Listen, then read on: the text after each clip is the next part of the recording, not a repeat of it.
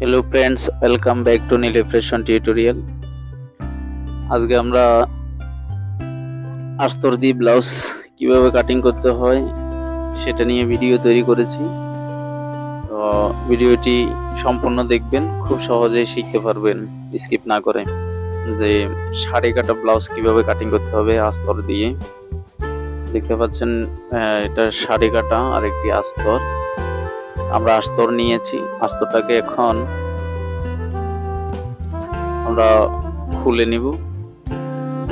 এখন দেখুন আস্তরটাকে আমরা বাজ বসিয়ে নিচ্ছি।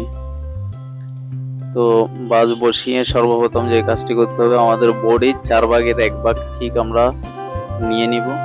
আমাদের বডি হচ্ছে 45 ইঞ্চি, 45-এর আমরা 4 ভাগের 1 ভাগ নিয়ে নিচ্ছি। 1 ইঞ্চি বেশি রাখবো ভিতরে সেলাইয়ের কাপড়ের জন্য।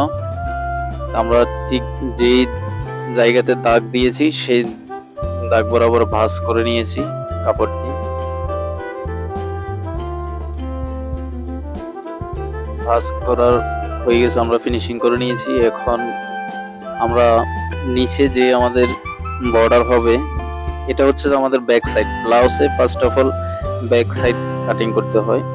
আমরা 1/2 ইঞ্চি দিয়ে দেখতে পাচ্ছেন মার্ক করে নিয়েছি। এটা মার্জিনটা এই জন্য দিয়েছি, নিচে আমাদের নাট সেলাই হবে, ব্যাক সাইডে আমরা নাট দিব, এই জন্য আমরা 1/2 ইঞ্চি নিয়েছি।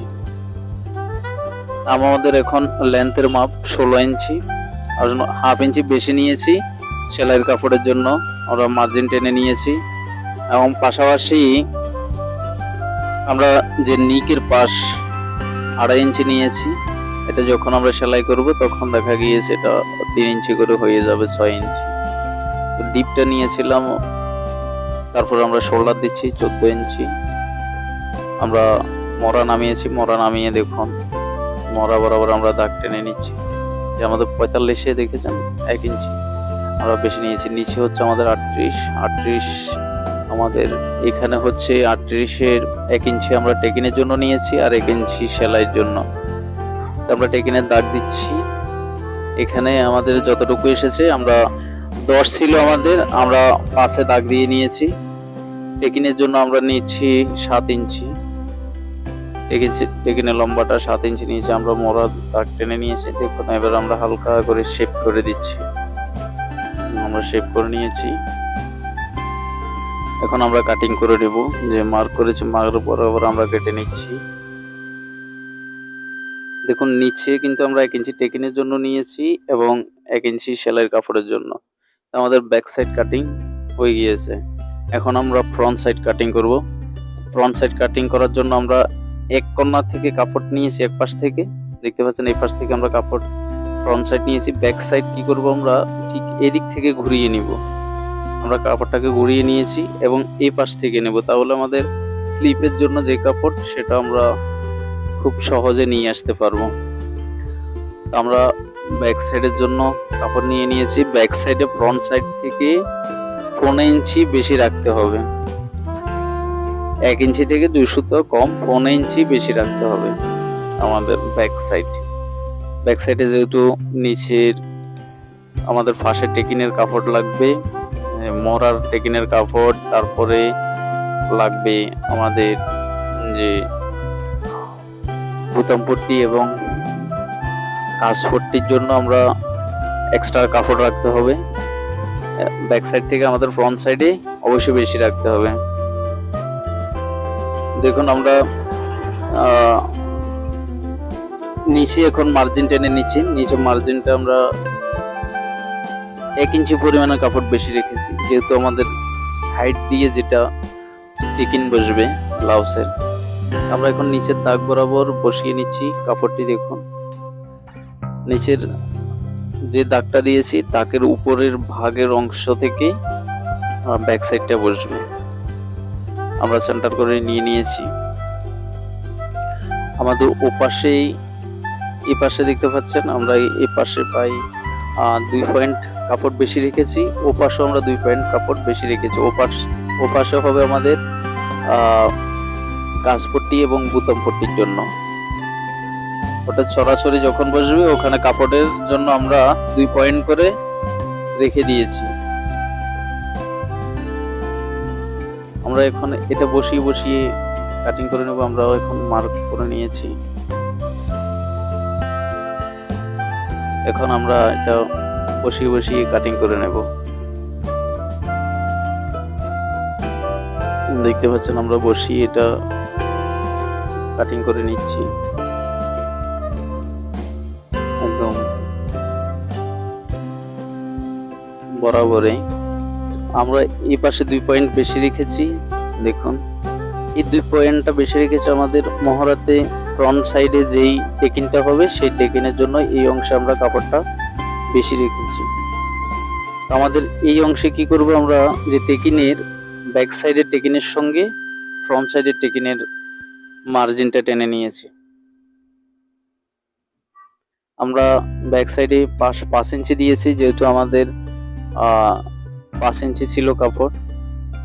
এখন আমরা এই যে ফ্রন্ট সাইডে টেকিনের দাগ দিয়ে নিব।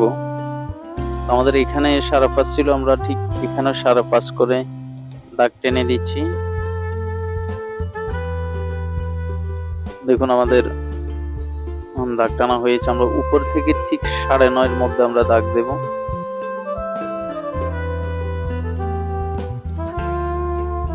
সাড়ে 9 মধ্যে আমরা দাগ টেনে নিচ্ছি। এখন ঠিক একই রকম, এখন এই যে এটা মহড়ার এই টেকিনের দাগটি হচ্ছে মহড়াতে আসবে ফ্রন্ট সাইডে, এটা হচ্ছে সাইডের টেকিনের দাগ।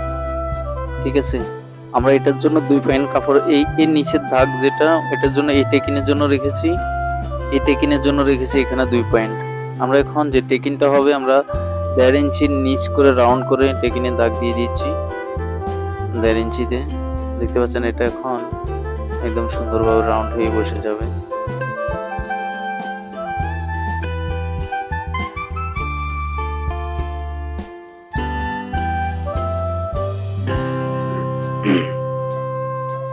দেখুন এটা হচ্ছে টেকিনের দাগ। আমরা এখন টেকিনের যে দাগটা দিয়েছি নিচে চাগান কেটে নিয়েছি, এদিক দিয়ে কেটে নিলে খুব সুন্দর হবে। আমরা ঠিক এদিকেও কেটে নিয়েছি।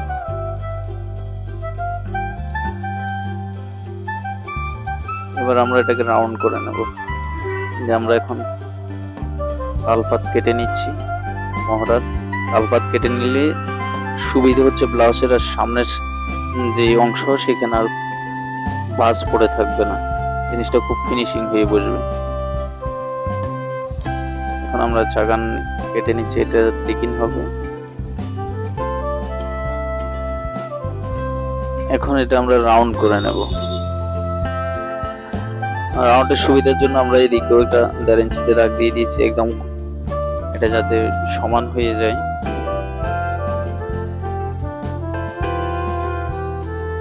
দেখতে পাচ্ছেন রাউন্ড করে আমরা দাগ টেনে নিচ্ছি।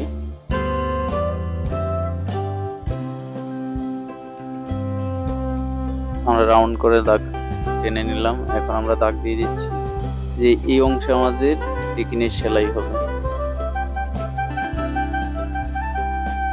এই অংশে আমাদের টেকিনের সেলাই হবে। আমরা ভালোভাবে দাগ দিয়ে দিয়েছি।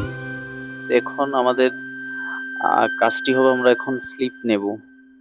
স্লিপের জন্য আমরা এভাবে কাপড়টাকে ভাঁজ করে নেব।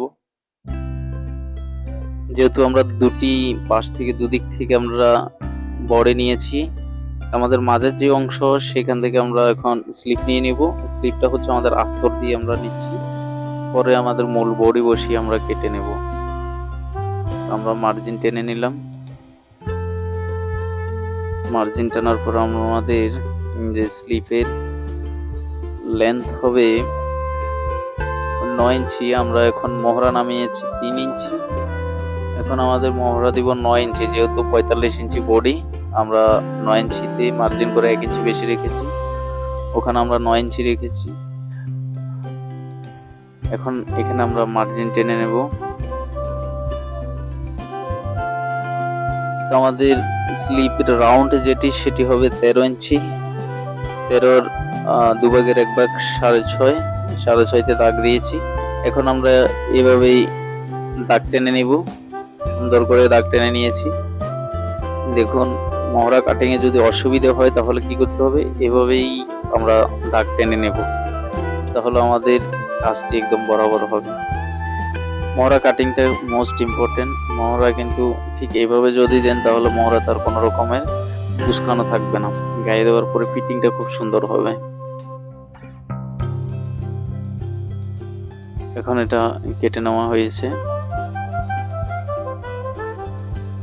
আমরা চাকান কেটে নিয়েছি, আমাদের স্লিভ একটা শেষ কাটিং। এখন আমরা দ্বিতীয় স্লিভটি কাটিং করব। দ্বিতীয় এটা ঠিক একইভাবে বসিয়ে কেটে নিতে হবে, আমরা বসিয়ে কেটে নিলাম। এখন আমাদের যে কাজটি, আমরা এখন বডিতে যেরকম তালপাত দিয়েছি আমরা এটা তো তালপাত করে নেব। তালপাত করার জন্য আমাদের কাপড়টি আমরা দুটোকে সমান করে নিয়েছি, আমাদের হাতা। এখন তালপাতের জন্য দেখছেন আমরা মার্ক করে নিলাম। এখন এটাকে ঠিক এইভাবে আমরা কেটে নিয়েছি, আমাদের কাটিং করা হয়ে গিয়েছে। আমাদের স্লিভ যেহেতু কাটিং করা হয়েছে, আমরা তালপাত কেটে নিলাম, এভাবে ভাঁজ দিয়ে নিয়েছি। এখন আমাদের মুখ কাজ হচ্ছে, আমরা যে আস্তরটা কাটিং করেছি সেই আস্তর এখন আমরা মূল বডিতে বসিয়ে নিব। আমরা প্রথমে ব্যাক সাইডটাই বসিয়েছি, ব্যাক সাইড আমরা বরাবর কাটিং করে নিলাম। আমাদের ব্যাক সাইড অলরেডি কাটিং হয়ে গিয়েছে। এখন আমরা ফ্রন্ট সাইডটি নিব। ফ্রন্ট সাইড যেহেতু ব্লাউজটি 45 ইঞ্চি বডি, তাহলে এটা খোলা নিতে হচ্ছে। আমরা এটাকে ওপেন করে নিয়েছি, ওপেন করে এখন দেখুন বসিয়ে নিয়েছি এই পাশে। যদি ওপেন না নিই তাহলে এটা বডি আনা সম্ভব হবে না। দেখুন আমরা এটাকে বসিয়ে জাস্ট আস্তরটা বসিয়ে আমরা কেটে নিব, আর কোনো ঝামেলা নেই। আস্তরটাকে বসিয়ে আস্তরের একদম গোড়া গোড়া আমরা কাটিং করে নিয়েছি।